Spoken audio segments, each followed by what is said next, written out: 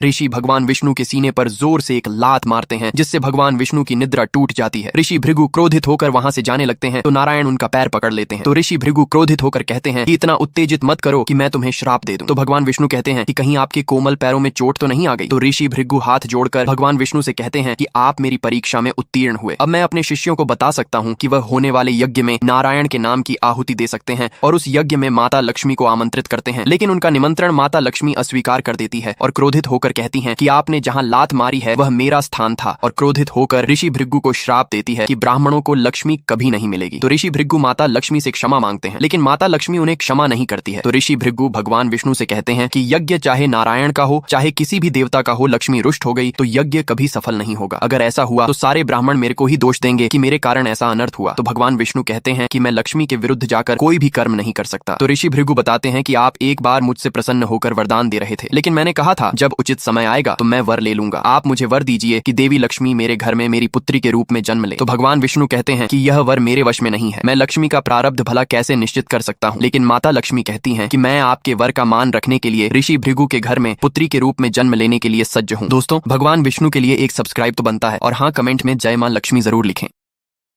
Download ShareChat.